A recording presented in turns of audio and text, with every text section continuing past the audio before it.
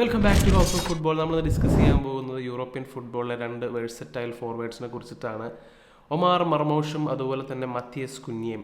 അപ്പോൾ ഇവർ കളിക്കുന്നത് ഫ്രാങ്ക്ഫർട്ടിനും അതുപോലെ തന്നെ വൂൾഫ്സിനൊക്കെ വേണ്ടിയിട്ടാണ്. നമുക്കറിയാം ഇവരൊന്നും അത്ര വലിയ ക്ലബ്ബുകളൊന്നുമല്ല. അതുകൊണ്ട് തന്നെ ഈ താരങ്ങളെയൊക്കെ ലക്ഷ്യമിട്ട് വലിയ ക്ലബ്ബുകളൊക്കെ വരുന്നുണ്ട്. ഇപ്പോൾ മർമോഷിന് വേണ്ടിയിട്ട് സിറ്റി ആയിട്ട് ലിങ്ക്സ് ഉണ്ട്. അതുപോലെ തന്നെ കുഞ്ഞിക്ക് വേണ്ടിയിട്ടാണെങ്കിൽ ഈ പറയുന്ന പോലെ ആഴ്സണൽ യുണൈറ്റഡ് ഒക്കെ ആയിട്ട് ലിങ്ക്സ് ഉണ്ടായിരുന്നു. അപ്പോൾ എന്തായാലും നമുക്ക് ഈ ഓരോ താരങ്ങളെക്കുറിച്ച് നോക്കാം. അപ്പോൾ നമ്പർ 1 നമുക്ക് ഒമാർ മർമോഷിനെ കുറിച്ച് തന്നെ നോക്കാം. അപ്പോൾ മർമോഷ് 25 വയസ്സുള്ള ഈജിപ്ഷ്യൻ താരമാണ്. അദ്ദേഹം കളിക്കുന്നത് എൻട്രാക്ട് ഫ്രാങ്ക്ഫർട്ടിന് വേണ്ടിയിട്ടാണ്.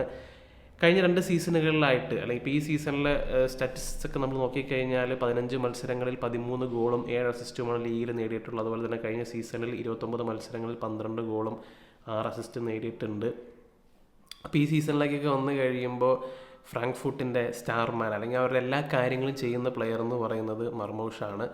അപ്പോൾ അവരുടെ ഫ്രീ കിക്ക് എടുക്കുന്നത് മർമോഷാണ്, അതുപോലെ തന്നെ കോർണർ എടുക്കുന്ന മർമോഷാണ്, പെനാൽറ്റി എടുക്കുന്ന മർമോഷാണ്, അതുപോലെ ഗോളുകൾ അടിച്ചു കൂട്ടുന്നതും മർമോഷാണ്. അപ്പോൾ അങ്ങനെ എല്ലാ പണിയും ചെയ്യുന്ന പ്ലെയറാണ് മർമോഷ്. ഇനി എന്ത് തരം പ്ലെയറാണെന്ന് ചോദിച്ചു കഴിഞ്ഞാൽ അറ്റാക്കറാണ്, സെൻട്രൽ ഫോർവേഡാണ്, പക്ഷേ എവിടെ വേണമെങ്കിലും കളിക്കും. ലെഫ്റ്റ് വിങ്ങിൽ കളിക്കും, റൈറ്റ് വിങ്ങിൽ കളിക്കും.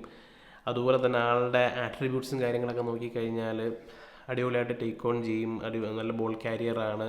പിന്നെ ഡ്യുവൽ സക്സസ് റേറ്റ് എന്ന് പറഞ്ഞു കഴിഞ്ഞാൽ വളരെ ഹൈ ആണ്. അതുപോലെ തന്നെ കഴിഞ്ഞ കുറച്ച് നാളുകൾക്ക് മുമ്പ് ഒരു വാർത്ത കണ്ടിരുന്നതാണ്, ഇപ്പോൾ ഏറ്റവും കൂടുതൽ ഫൗൾഡ് പ്ലെയേഴ്സിൽ, യൂറോപ്പിൽ തന്നെ ഏറ്റവും കൂടുതൽ ഫൗൾഡ് പ്ലെയേഴ്സിൽ ഒരാളായിരുന്നു മർമോഷ്. ഇപ്പോൾ വിനീഷ്യസിൻ്റെ ഒക്കെ ഒപ്പം ആ ടേബിളിൽ ടോപ്പ് നിന്നൊരു പ്ലെയറാണ് മർമോഷ് എന്ന് പറയുന്നത്. അപ്പോൾ അങ്ങനെ നന്നായിട്ട് ബോൾ ക്യാരി ചെയ്ത് കൊണ്ടുപോകാനും മർമോഷിന് അറിയാം. അതുപോലെ മൂപ്പരുടെ ആ ഒരു മെയിൻ ഒരു സംഗതി എന്ന് വെച്ച് കഴിഞ്ഞാൽ ബോഡി മൂവ്മെൻ്റാണ്. അപ്പോൾ ബോഡി വെച്ച് ഫീൽഡ് ചെയ്യാനും അതുപോലെ തന്നെ ഡിഫൻഡേഴ്സിനെയൊക്കെ ട്രിക്ക് ചെയ്യുന്ന തരത്തിലുള്ള ബോഡി മൂവ്മെൻ്റാണ് മർമോഷിനുള്ളത്. അപ്പോൾ ബോഡി വെച്ച് നല്ല രീതിയിൽ കളിക്കുന്ന ഒരു പ്ലെയറാണ് മർമോഷ്.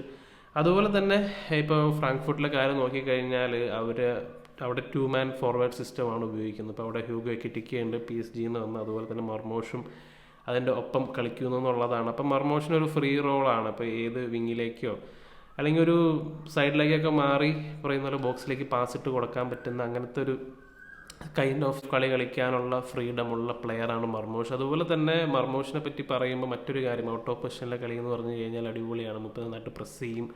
അപ്പോൾ അങ്ങനെ ഒരു മോഡേൺ ഫോർവേഡിന് വേണ്ട എല്ലാവിധ ആട്രിബ്യൂട്ടും ഉള്ളൊരു പ്ലെയറാണ് മർമോഷ്. അപ്പോൾ അതുകൊണ്ടാണ് മാൻ സിറ്റി നോക്കുന്നത്. ഇപ്പോൾ ഹാലൻഡിനൊപ്പം കളിക്കുകയാണെങ്കിൽ ഈ പറഞ്ഞ പോലെ വിങ്ങിലേക്കൊക്കെ പോയി പാസിട്ട് കൊടുക്കാനും അതുപോലെ തന്നെ പ്ലേയേഴ്സിനെയൊക്കെ കട്ട് ചെയ്യാനും വെട്ടിക്കാനും അപ്പോൾ അങ്ങനെയുള്ള എബിലിറ്റിയൊക്കെ ഉള്ള ഒരു പ്ലെയറാണ്. അപ്പോൾ അതുകൊണ്ടാണ് മാൻ സിറ്റി ആയിട്ട് വളരെയധികം ലിങ്ക് വരുന്നത്. അതുപോലെ തന്നെ സ്റ്റാറ്റിസ്റ്റിക്കലി ആണെങ്കിലും വളരെയധികം ഔട്ട്പുട്ടുള്ള പ്ലെയറാണ്. ശരിക്കും പറഞ്ഞു കഴിഞ്ഞാൽ ജൂലിയൻ അൽവാരസിന് പറ്റിയ നല്ലൊരു റീപ്ലേസ്മെൻ്റ് ആണെന്ന് പറയാം.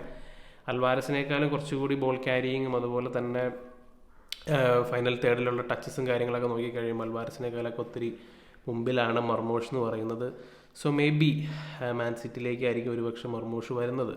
ഇനി അടുത്ത് നമുക്ക് ഡിസ്കസ് ചെയ്യാനുള്ളത് മത്തിയസ് കുഞ്ഞിനെ കുറിച്ചിട്ടാണ്. ഒരു ബ്രസീലിയൻ ജെം എന്നുള്ള രീതിയിലൊക്കെയാണ് ഇപ്പോൾ മത്തിയസ് കുഞ്ഞിനെ വിശേഷിപ്പിക്കുന്നത്. പക്ഷേ കുറച്ച് നാളുകൾക്ക് മുമ്പ് അങ്ങനെയല്ലായിരുന്നു. ഈ മത്തിയസ് കുഞ്ഞിയ വലിയ ക്ലബ്ബുകളിൽ കളിച്ചിട്ടുള്ള ആളാണ്. RB ലൈപ്സിഗും അതുപോലെ തന്നെ അത്ലറ്റിക്കോ മാഡ്രിഡിൽ കളിച്ചതാണ്. പക്ഷെ അവിടെ ഒന്നും അങ്ങനെ ക്ലച്ച് പിടിച്ചിട്ടില്ല. അതിന് ശേഷമാണ് പിന്നെ ഈ പറയുന്ന പോലെ വൂൾഫ്സിലേക്കൊക്കെ ചെന്ന് പെട്ടത്. പക്ഷേ വൂൾഫ്സിൽ വന്നതിന് ശേഷം അവിടെ മെയിൻ മാൻ ആവാനായിട്ട് ഈ കുഞ്ഞയ്ക്ക് സാധിച്ചു എന്നുള്ളതാണ്. ഇപ്പോൾ കഴിഞ്ഞ സീസണിലാണെങ്കിൽ 32 മത്സരങ്ങളിൽ 12 ഗോളും 7 അസിസ്റ്റും. ഈ സീസണിൽ ഇതുവരെ 10 ഗോളും 4 അസിസ്റ്റുമാണ് കുഞ്ഞയ്ക്കുള്ളത്. അപ്പോൾ കുഞ്ഞിയുടെ ഒരു കാര്യം പറയുകയാണെങ്കിൽ ശരിക്കും പറഞ്ഞു കഴിഞ്ഞാൽ അവർ ജോയലിൻഡൻ പോലെ, ഇപ്പോൾ ന്യൂകാസിൽ ജോയലിൻഡൻ മിഡ്ഫീൽഡറായിട്ടാണ് കളിക്കുന്നത്. അപ്പോൾ എന്ന് പറയുന്ന പോലെ ഒരു ഡീപ് പ്ലേയിങ് പ്ലേ മേക്കറായിട്ട് ഇവന് വേണമെങ്കിൽ കളിക്കാൻ പറ്റും. അതുപോലെ തന്നെ നമ്പർ 10 ആയിട്ട് കളിക്കാൻ പറ്റും, വിങ്ങറായിട്ട് കളിക്കാൻ പറ്റും. അപ്പോൾ അങ്ങനെ വളരെ വെഴ്സറ്റൈലായിട്ടുള്ളൊരു ഫോർവേഡാണ് കുഞ്ഞ. പക്ഷേ കുഞ്ഞിയുടെ ഏറ്റവും വലിയൊരു പ്രശ്നമായിട്ട് മുൻ ക്ലബ്ബുകളിൽ പറഞ്ഞുകൊണ്ടിരുന്ന അവൻ്റെ ഫിനിഷിംഗ് ആയിരുന്നു. ആളത്ര നല്ല ഫിനിഷർ അല്ലായിരുന്നു എന്നുള്ളതാണ്. നല്ല ചാൻസുകളൊക്കെ മിസ്സാക്കിക്കൊണ്ടിരുന്ന ഒരു പ്ലെയറാണ് അത്ലറ്റിക്കോ മാഡ്രിഡിൽ വെച്ച്. അപ്പോൾ അതാണ് വലിയ രീതിയിൽ വിമർശനം കിട്ടിക്കൊണ്ടിരുന്നത് കുഞ്ഞിക്ക്. പക്ഷേ right now at this moment in time വൂൾഫ്സിലേക്ക് വന്നു കഴിഞ്ഞപ്പോൾ ആ കാര്യത്തിലേക്ക് വലിയ രീതിയിൽ ഇമ്പ്രൂവ് ആയിട്ടുണ്ട്. നല്ല രീതിയിൽ ഔട്ട്പുട്ട് ഉണ്ട്, അറ്റ്ലീസ്റ്റ് ഓൺ പേപ്പർ സ്റ്റാറ്റിസ്റ്റിക്കിലേക്ക് നോക്കി കഴിയുമ്പോഴും. അതുപോലെ തന്നെ കുഞ്ഞിയുടെ വലിയൊരു ആട്രിബ്യൂട്ട് എന്ന് പറയുകയാണെങ്കിൽ മൂപ്പരുടെ ബോൾ ക്യാരിയിങ് ആണ്. നല്ല രീതിയിൽ ബോള് മിഡ്ഫീൽഡുകൾ ക്യാരി ചെയ്തുകൊണ്ട് പോകുന്ന പ്ലെയറാണ്. അതുപോലെ തന്നെ നമ്മൾ വൂൾഫ്സിൻ്റെ കളി കാണുമ്പോൾ തന്നെ അറിയാം, ഇഷ്ടംപോലെ തവണ വൂൾഫ്സിൻ്റെ മാച്ചിൻ്റെ ഇടയ്ക്ക് കുഞ്ഞിനെ ഫൗൾ ചെയ്തിടാറുണ്ട്.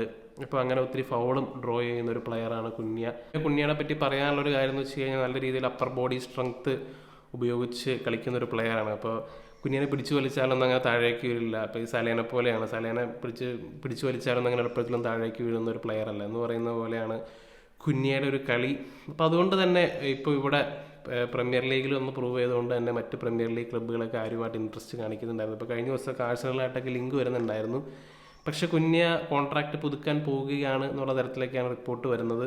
അപ്പോൾ വൂൾഫ്സിൻ്റെ ഏറ്റവും വലിയ തുക മുടക്കി കൊണ്ടുവന്നൊരു പ്ലെയറാണ് കുഞ്ഞ. അവർ 43 മില്യണാണ് അവരുടെ അന്നത്തെ ക്ലബ് റെക്കോർഡ് ഫീ ആയിരുന്നു.